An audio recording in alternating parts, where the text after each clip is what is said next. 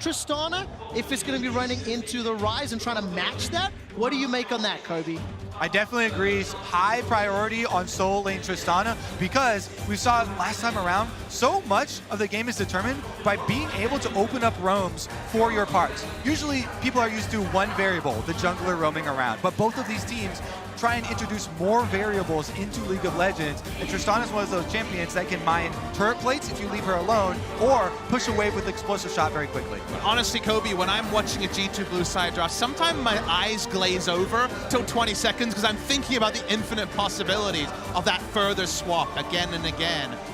Seems like FPX have come to a similar conclusion that we did in terms of support against what they assume is the Gragas Yasuo, the Galio support to try to actually just threaten that taunt. If you get brush control, it's hard for Gragas Yasuo to walk up. Exceptional read on the draft, gentlemen. Now let's zoom out and look at these 5v5s, maybe from the G2 lens first, because I think FPX is a little more simple to understand, albeit it's Gimgoon running the Kled, which made me a little sad. Definitely the historians over here want to see the 9-2 mid lane Kled, but it hasn't been a pick he's gone to this year, and Gimgoon had been showing in solo queue, so I guess there's no huge surprise there. We get this Akali versus Kled top lane matchup. Yeah, also, Kled a little bit more trouble in mid lane, seeing that it's a Tristana. It's very difficult to deal with that range discrepancy because Kled gets a lot of value in matchups from going all in and using the vicious strikes, but Tristana always has either rocket jump or Buster Shot to get out of that. So given the last lock-in, I like the flex here. Pick Your Poison has kind of been one of the casticals you said the most times. You still end up with Tristana versus Ryze, which has been considered a Ryze counter pick in Worlds 2019. Yeah, especially when we do cast our minds back to that Faker performance that you gentlemen have already talked about. Man, on your screen, Caps and Doinb. It is 0-1 for G2 Esports and FPX, the #1 seed from the LPL. The defending title region is looking to make it a second world championship in a row. Very interestingly, in that previous game, despite the dominance these two teams have showed all summer long, it was the second longest game for each of them at the World Championship. Look at the minimap, and shenanigans are afoot. Both teams are grouped up, both teams are invading, and it's Gimgoon that takes the first auto, while FPX are grouped in the bottom quadrants. See if they can actually get that deep ward down. Looks like they're fighting over the Raptor pit here. They're going to see if it is a Tian red side start, and once again, with the level 1, trying to discern if they can isolate this matchup. That FPX bot lane invade, if they can actually make this a bot side controlled, would actually be another thing that would force Yasuo Gragas onto the back foot as the ranged opponent. Notice they actually didn't put down any vision when they went down into the red side jungle. It's very much just scouting with their faces and then backing away. Vision is much later, spotting the alcove there around the entrance to the red side of G2. Let's see how PerkZ and Mickey play this duo. It's been an interesting discussion, the Yasuo Gragas play, because they were able to shut it down so effectively, even the quarterfinals, but then weren't able to demonstrate a mastery against SKT. So with both sides of the coin being shown, which one will we see today? Well, I like that. What you expect is often not the case with either of these teams. Both of these teams like to attack where your opponent thinks that you are weak. Trying to use that element of surprise will often turn the tables. Usually early on, Gragas and Yasuo can get pushed under tower because of the range disadvantage and because Yasuo doesn't yet have access to the E, only the Q trying to scrounge up CS here. It makes it a completely different game once Yasuo gets the E, is able to go for possible all-ins, and they can commit to those. Speaking of all-ins, so walking up there. Level 2 ping doesn't come in. So Galio with brush control is what he alluded to in draft. You're seeing how difficult it is to interact. Tian's actually level 2 mid. All right, Rune Prison does connect Sonic Wave just short. You can hear the chants here from Paris. Top and mid was pushing towards FPX in favor of G2, but obviously this Gragas Yasuo is being bullied back. In case you're wondering at home, very non-standard gank time to be mid lane as a red side Elise in at 2 minutes 30. You're not going to be level 3. You don't have the ward hop shenanigans available. It's a bit of a mind game there, but no inroads for FPX. And because of the early invade, they're aware that G2 knows that Tian start on the top side, so they're not giving a tremendous amount of extra information away, and they both want to make their way down towards Gragas Yasuo. Tian, though, does not catch sight of Jankos. Number of pings there from the FPX side into the bottom tri-bush. Jankos with flash available to him, caps at level 3. Sitting in position, either waiting for a repeat gank or just shadowing that lane. Now all of a sudden he'll grab the Scuttle Crab. And that's a key idea right there, quick shot. Jankos just looking for the move from Tian, a possible counter gank there, because he's protecting the pushing Tristana. Spotted with the plan. This does mean that Gragas Yasuo will have a bit more swagger in the bot lane to take aggressive trades. The Hail of Blades tech was debuted at this Worlds, does allow you to get much more impactful trades early. Caps actually just rocket jumps onto the minions to get the push. Exactly, as we're talking about, the push in mid lane so incredibly impactful. Now we'll see how that actually trails into the rest of the game here. Akali, Wunder actually goes back in. Well, really fun trades between the two of them.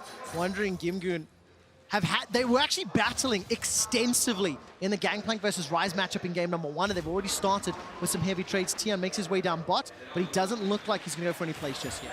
And the recall that we just saw in mid lane actually incredibly important, because that was Doinb trying to get the first recall off to get the purchase on the early tier. He can start stacking this mana. He shoves the wave now, and we have to play around these 30-second windows. A new minion wave will spawn every 30 seconds. If you're able to push it in, force your mid laner opponent to actually handle that homework, then you get to make an offensive play. And I want to make it clear, there's an extra variable here to talk about this Tristana Elise duo when it comes to ganking mid lane. It's the Ignite being run by Caps. Already these Elise duos have been the talk of this tournament, Elise and Renekton, for example. We already knew that Tristana is strong in this matchup. You add the Ignite and the Elise jungle against any opponent, and basically as Doinb, you're pushing out one minion wave and then back. And I think it's so important to note that right now, while Wunder is under trouble, Skull gets actually procced. This time round, Jankos is looking for opportunities. Contrast that to game 1, where Doinb on the Nautilus and Tian on the Elise were able to get early advantages, and many of them in the top lane. Jankos is looking for a play. The Justice Punch will find a tag there onto PerkZ, and LWX continues to step forward with that Icathian Rain. They end up winning the trade in the bottom lane. Meanwhile, we're already seeing this Akali start to pull ahead on the top side of the map. Wunder, when he's afforded isolation there with the Akali, landing so many more of the last hits despite Gimgoon going for these trades. All right, the exhaust was thrown down there onto LWX, so Summoner Spell disadvantage for the G2 bottom lane, and Tian is now waiting in the wings. Level 5 for Doinb. It's the flash exhaust on that Ryze, and I'm waiting to see the Safeguard Sonic Wave Rune Prison combo.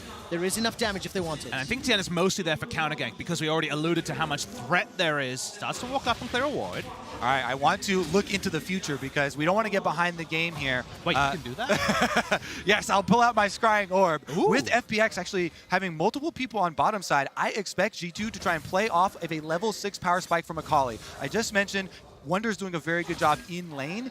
Akali is so good at executing the second part of her R ultimate and getting the kill onto Kled, because whenever you dismount, the extra percentage damage there does help you finish off tower dives, and you have an Elise on your team. So we'll see if they can actually afford to focus that lane with an Infernal Drake alive.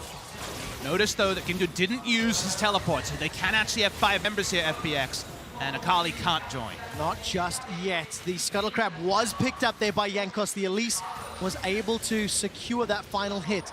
10 creeps up. Note as well, Wunder, nearly double the CS of Gimgoon. Both of them at level 6, and Mickey and PerkZ making their way to ultimates as well. That Scuttle Crab was an incredibly efficient smite from Jankos. Necessary defense now that they've acquired this vision, and bottom lane pushing up. PerkZ has been able to start the dragon. Yasuo very good at helping take these dragons because of the wind wall, and allowing possible denial of skill shots from the opponent team. This multi-step process, in spite of the losing 2v2 early, is going to get them an Inferno, it looks like. Chris FaceChex gets the bad news. Tian and Doinb are late here. Well, they are going to be a little bit. 800 HP on the Infernal. Caps will just avoid that overload. Oh. That's a flash forward into the taunt. Dragon secured by G2, but the first fight is on the board. First blood again to FPX. Now Tian is going so low. Jankos repels up, comes down, gets killed. It's a jungler for jungler trade, and now PerkZ is blown up. 3 for 1, but the dragon goes to G2. I believe Jankos didn't even have smite when they're starting up this dragon. That's why they're waiting around it for so long too. In the end, he gets it with the execute Q form of Elise, but FPX with the extra kill are going to try and push on bottom and earn some turret plate money. And the instinct to walk up there actually gets them much more fruit than you'd expect. 3 kills for that first Infernal Drake secure. LWX gets a plate as well. That's a big early gold injection for FPX. All right, let's take another look at it, because For G2 here, Jankos just used the smite on the Scuttle Crab for the vision, but because Chris flashes in there, forces up extra vision,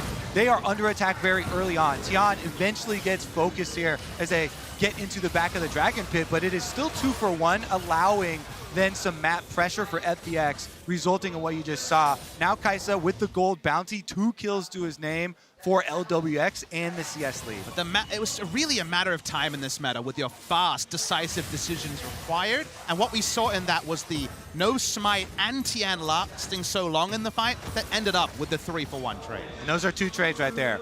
Later power of Infernal buff, but look what you can see on the gold total right now. LWX far and away the richest person in the game. 1,300 gold above PerkZ right now. His lane opponent, 15 CS lead. Obviously, you can see 2-0-1 in the kills. Compliments of that Dragon fight. And FPX again strike first in the game, get themselves an advantage.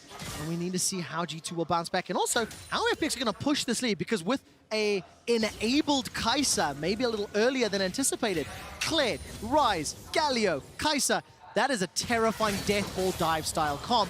As Gimgoon's going to chase forward using the charge, and he almost gets the solo kill. Skarl gets popped. How did Wunder survive? He manages to stay alive a few seconds longer and gets under the tower. And it was only just an inch away from being a straight up solo kill. That always does more damage than you expect in the 1v1. Kled able to force out the flash there from Wunder. Now let's see if there's going to be any sort of response. We just have 2 resets on the side of FPX, so I think everything should calm down. The gold standard here for FPX to use that extra gold to get deep vision on the red side jungle to stop Yasuo or Gragas doing what it says on the tin, which is after level 6, doesn't matter how much gold Kaisa has, you can't walk up at threat of the body slam flash or the ultimate coming in. So actually expressing the lead in the 2v2 is actually difficult against specifically Gragas Yasuo duo. All right, Gimgoon with the Hex Drinker here. Going to afford him more opportunities to go for those all-ins onto Akali. With Press the Attack, you have a lot of burst damage that you can try and threaten very early. It's going to be about how these junglers work around the Rift Herald. Jankos leashes it all the way towards mid lane. That should give up his position. Absolutely the case. Tian, he knows. Gets spotted out. Sonic Wave finds a target. Repel app finds a minion to go down. Rune Prison locks him down. That's a buster shot on the rocket jump with the ignite coming in. Chris comes down with the ultimate. They end up trading. Long cooldown used from Crisp there to no inroad. Mykix mid lane going to be spotted on this, but you start to see the burst potential. Didn't really feel like Tristana to put too much oomph into the autos, and yet Lee Sin almost went down. A lot of damage potential when G2 gets the time to set it up, if they want to use the Tristana combination. But then you add the burst combination for the Akali as well as the Yasuo. There are tools for them available. Mickey sneaks away a little bit more damage on the mid-outer turret. And look at the minimap now. LWX and Crisp, they've recalled. They've put themselves in the top lane, and it looks like we're going to have Australia lane set up. Yeah, and there's a very big difference here. Because of the extra teleport on Wunder, G2 can actually force a Rift Herald play. After swapping over, Gimgoon is basically relegated to bottom lane, especially until the Kled ultimate comes up. But it's bottom lane with a TP disadvantage. FPX fantastic at using their teleports for offensive moves. Sometimes these teams walk up and fight too much. For now, Tian is going to be in disengage duty. They want to buy about 1.5 minutes for Gimgoon to be able to be back on the map. All right, Jankos showing bottom. Actually going to hover behind Wunder rather than go for the big play on top side with numbers advantage. And Tian, I think he gets it. Yeah, he manages to sneak that one away. Crisp goes for the Justice Punch forward, will not find a taunt onto Mickey, but look at the minimap. Jankos has made his way up, and now FPX, they've positioned themselves to start the Heralds. Yeah, you can see whenever Gimgoon hovers in the river here, he's threatening possible Kled roam towards it. PerkZ wants the solo, and he will get out the Killer Instinct. He doesn't find the knockup. The exhaust was committed for that. Now, there's no Killer Instinct from LWX, and that final breath from PerkZ's Yasuo is available. The Herald is secured, and that solo attempt prevents G2 from picking a further fight. Crucially, there's no TP ward here for Akali to come in, so despite having TP, it's not felt. The Rift Herald goes down. PerkZ is lingering on the top side. G2 will get themselves a Cloud Drake, and the taunt finds 2!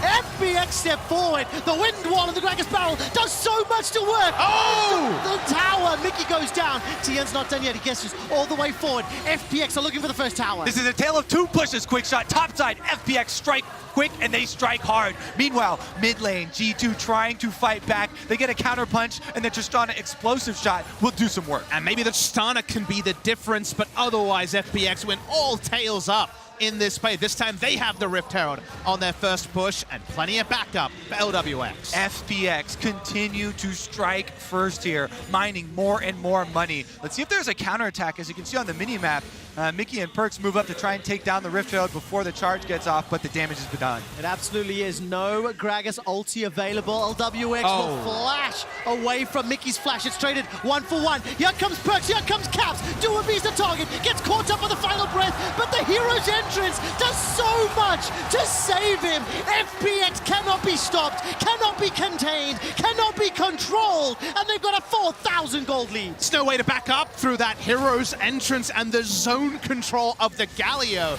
means that Yasuo is food for FPX. FPX looks so clean right now, executing no hesitation on the re-engage. After they see Mickey burn the flash, they know they can just turn and burn. Root is used, and no member for FPX actually losing out. And my eyes are fully dilated because it's a 2-item build. Manamune into the Rage Blade already done. Coming back onto this blade, it was a nice disengage. Doinb just about gets enough damage down and finished off by LWX. And that's LWX accruing another kill. Kaisa now with 4 kills. As you talked about, Papa Smithy, boy. the build is well underway. I have been here before, gentlemen, watching a European team playing a Chinese team where hope was high and gameplay did not live up to it. Yeah, it is a let's hope it changes this time. 1,000 goal difference. Now, one thing that is important to note, G2 Esports did win consecutive team fights behind in gold versus SKT just 1 week away. But they need to channel that performance again to bring it back this game. Well, Cookshot, they're about to be posed a very difficult question. Gimgoon split pushing on the Kled on top side of your map. We're about to reach that top tower, but G2 continually looking for a possible aggressive move instead. The silver lining is that the cooldowns are much longer on FPX's side, so you actually have to not lick your wounds. You have to re-engage before Hero's entrance and also the charge are off cooldown. But now, though, they're showing respect. Caps continues to get plenty of gold in the side lane, but they lose mid-outer. It ends up being a mid-outer for bottom lane trade. PerkZ sidesteps some of the damage. Mickey gets caught up by the Kaisa W, and the wind wall is doing some work to reduce the follow-up damage. FPX 2 towers to 1. They are behind in the Dragon game, but that is it. They have everything else on lockdown, and a super strong AD carry 4-0-2. LWX has been consistent all worlds long.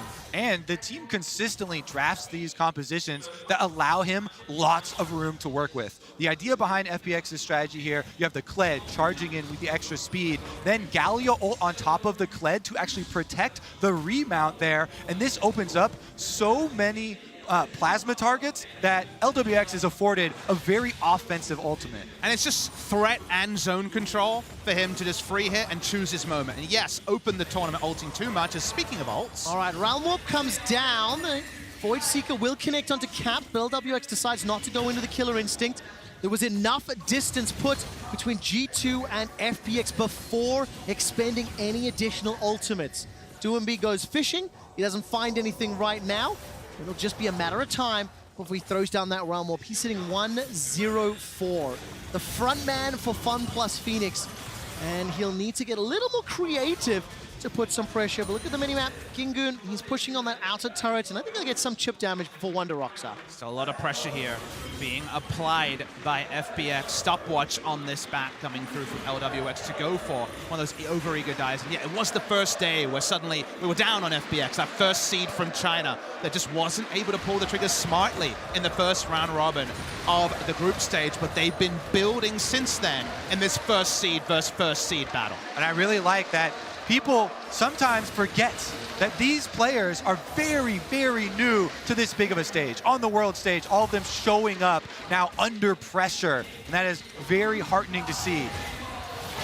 All right, there's the engage, the kickback. Mykix finds some damage on Doinb, but he's instantly thrown to the wolves. The charge from Gimgoon brings some damage backwards, but goes gold, and LWX stays alive. Wind will buy some time, but simply not enough. PerkZ goes forward. The final breath does nothing, and it's Crisp that gets another. 2 quick kills to FPX. And look what they can do with that quick shot. They get free reign over the map. The Dragon should be in the hands of LWX and the rest of FPX. G2, they have to back up and retreat to their towers now. There's nothing left for them to defend. It's very much an every man for themselves when someone gets picked so quickly to open a fight, and there are more re-engage options available for FPX. We're mercifully before 20 minutes. There's no Baron punish open for FPX. Here is the replay. So much lingering doubt in the fog, and very quickly, Mykix got the bad news. Tian is so good. Everyone highlights Doinb because of the champions that he uses. But remember, Tian was also added to FPX to start off their remarkable Ryze. He's able to get the kickback to start this whole play. And then, as you're talking about, the chase down there, Papa Smithy. I'm a big fan of LWX leading with his face. He says, I don't care if I'm 4-kill Kaisa, I'll frontline, I've got the stopwatch. I didn't build this to save. Oh, I love that, leading with his face. Oftentimes, as soon as you buy the stopwatch, you're like, I'm going to be pretty rich soon. I'll turn it into Zonya soon. I need to get the active usage now.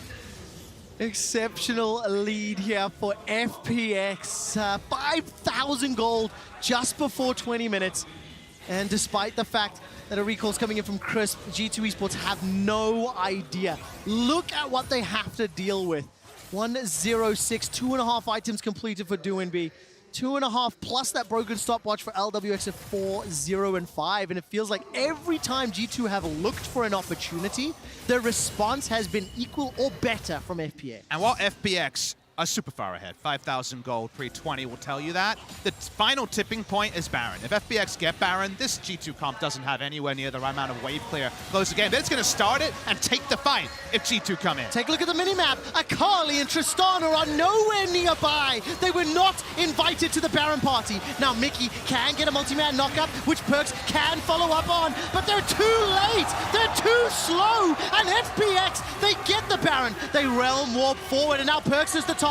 He gets a small knockup, forced to flash defensively. While that's going on, Wunder's pushing the bottom lane. FPX extend the gold lead even further. They are looking at the inner turret, and Gimgoon is able to reply. FPX don't even lose a bottom outer turret. This LPL train's not stopping anytime soon, Quick Shot. They'll got the Baron empowered recalls off for the reset and head straight back for more. The Chinese freight train was one of the big memes of Season 3 and Season 4. And it's rolling. You're taking me back. It's rolling. Well, it's, you know, history lessons abound. We're trying not to think about 1 year ago today, effectively in the last World Final. But FPX look impervious to G2's strategies. They've called out and they've dealt with this Yasuo Gragas duo that so many other teams have rolled under the strength and pressure of. And suddenly, it really feels like G2 have one more roll of the dice, and even then, these are loaded dice to FPX. Absolutely are, especially with one additional little quick stat. I'm listening.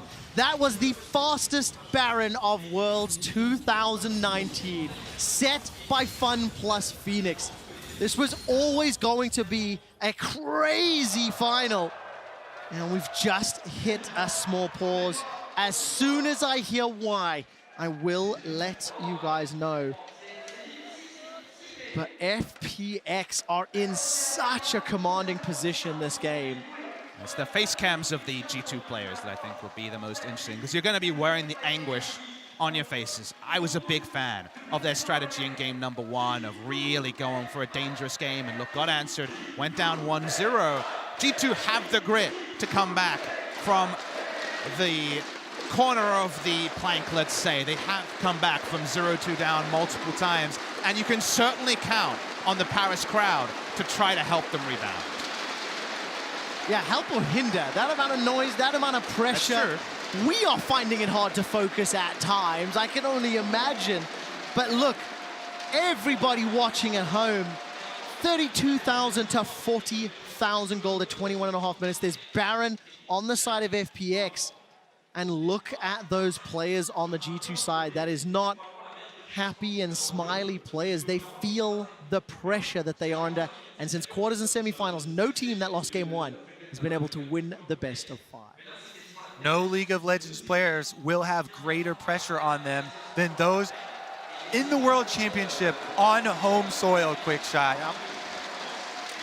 It's G2 that really has transferred that pressure, not to themselves, but to all the European teams coming over to the LEC, picking the brain of the pros and the coaches. They said G2 winning MSI meant they could no longer go to Worlds and go as far as they could. They couldn't be happy with just a playoffs best of 5. They felt pressure to make it to the final and to win the final. And here are G2, and they're starting to feel the same pressure they created for their region.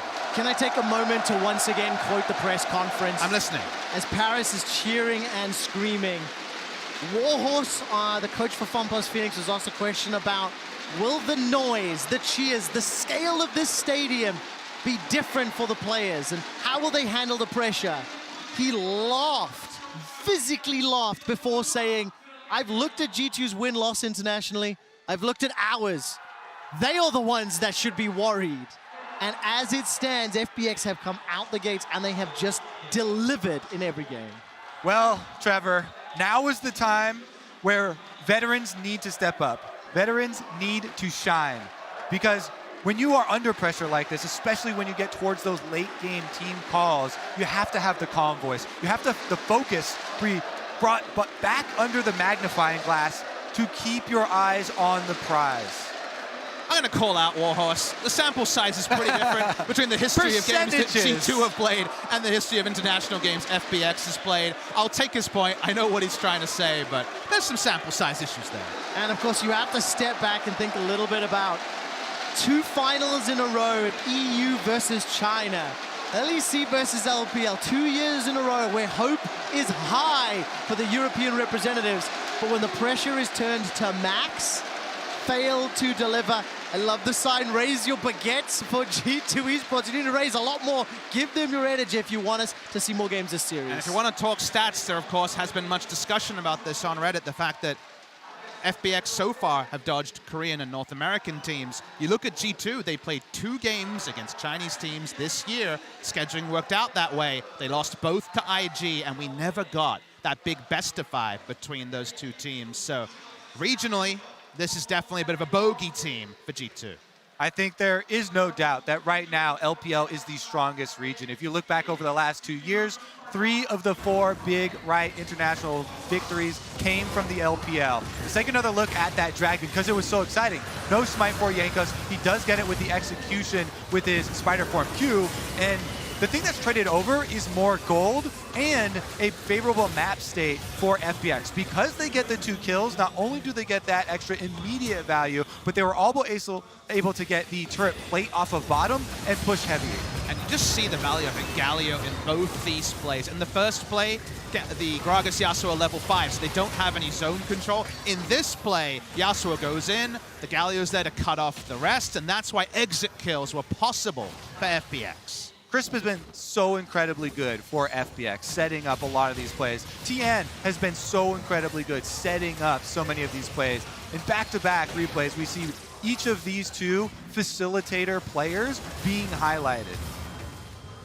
And as the play tail ended here, there's not really any passengers on this team. You know, Gimgoon has been really good in his role of not getting a lot of help in most games, game 1 an exception, and still flourishing. Has some very nice sidesteps on the GP, for example. So with no passengers, you start to reap the rewards as the pause does draw on. It does indeed. And as an update, League officials have received reports by FunPlus Phoenix during the last team fight, as League officials have reviewed the shadow play footage to verify some of the lag that was reported and resolve the issue. Let's send it over to the analyst desk.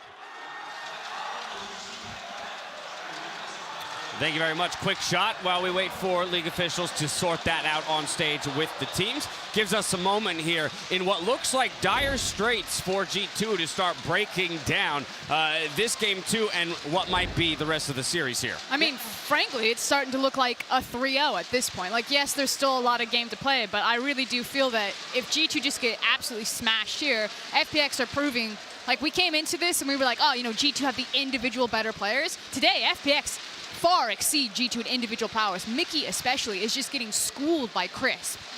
I think also there's a huge thing in the draft, 2 games in a row now, where execution required from G2 to actually pull it off is much, much higher than what it is from FPX.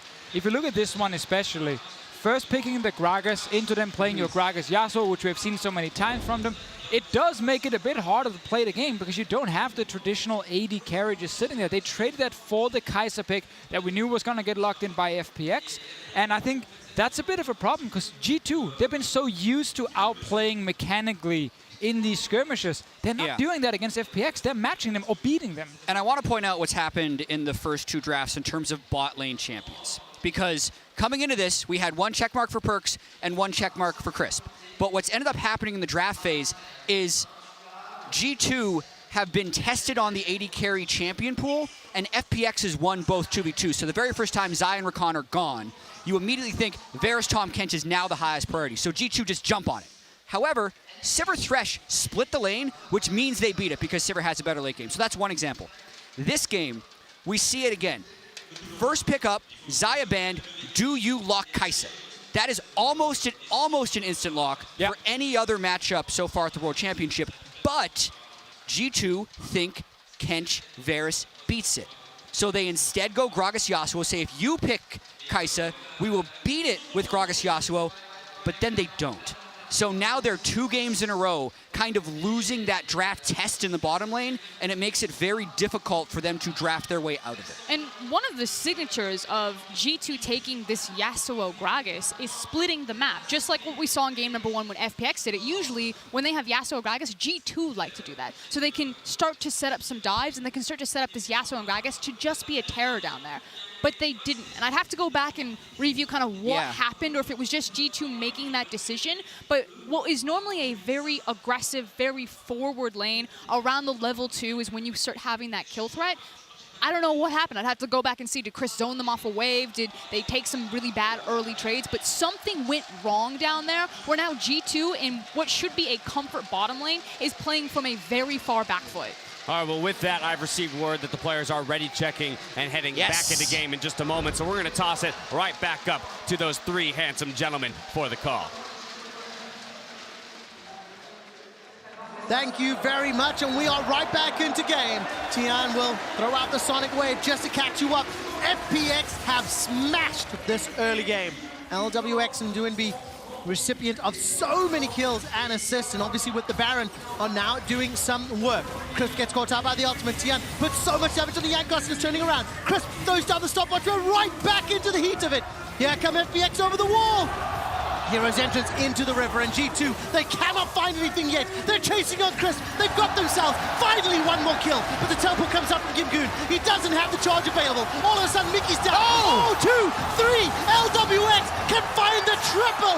Tian gets another. G2 are aced at 22 minutes. And FPX will march down mid lane. Baron buff in tow. They will lay waste to these towers. They laid waste to the enemies there. LWX is so damn fed on this Kaisa. They'll barrel through, and because it's early, they might not be able to close purely because the death timers are short. It's a 10,000 gold lead already. And look at the members of G2 Esports faces on the player cams. They are grinning manically, sadistically, because they are understanding the situation they are in. G2 Esports have their backs pushed against the wall. There is no more room for any mistakes or any dream of coming back this game. However, you also have to increase your acceptance of risk and go for the opportunities that are presented to you, Quickshot. Take your chance because you're so far behind, you need to make it work. That's why they're smiling here. They know they have to throw a big punch, and they attempt to attack FPX while they're split. This moment where LWX has a great dodge with the Kaisa Killer Instinct, but Chris already used the Galio ultimate, was almost an opening. They were able to get the Galio kill, but it bought time for FPX to collapse, and FPX do not let them get away. And of course, that replay brought to you by Axe Gaming. What's your move? What's your move, Tian? Setting up LWX. It ends up being a trade of 1-for-1. Jankos escapes a few seconds longer with Bear Trap on a rope. Will not pull him backwards. Now Caps, he steps forward, trying to get Skarl to run for the hills. Rocket jumps once again. Not going to find him just yet. I think that Realm Warp was interrupted. I think the Cocoon did it. Now PerkZ is looking for a last breath target. Jankos escapes for now, and PerkZ gets blown up where he stands. Caps will not be able to kill Gimgoon. He goes golden. The stopwatch saves him this time. Now Caps is in trouble. He gets chased down, run down. Not yet killed by LWX, but it will only be a few seconds longer. Jankos repels up, drops down. Chris continues to chase him. Goes golden. The stopwatch buys again. So much time. But here comes Doinb. He gets the kill. LWX cannot find Caps, but Gimgoon may be able to. Blast Cone is available, and so will the rocket jump. Oh, Caps! He runs into Tian, and he will finally get taken down. 17 kills to 3. It's not done yet, Kobe, because Mickey's chasing Chris. Action still going here. Quick shot. Root lands for Ryze. Yeah, screw it. Here comes Wunder. Pick another fight. Why the hell not? Flash over the wall. Killer instinct to kill Wunder. Now, PerkZ has rejoined the fight. He's going to get taken down by Doinb. He gets the knockup. He can't even breathe one last time. Nor can I. At a 13,000 gold deficit, FPX are pushing the base. They're pushing the limits of your large lungs over there. The yakety sax music reverberating around the Accor Hotel Arena. This should be the close for FPX. FPX are one win away from a world championship title. They turn their attention to one last kill. The Nexus goes down, and FPX are 2-0 up.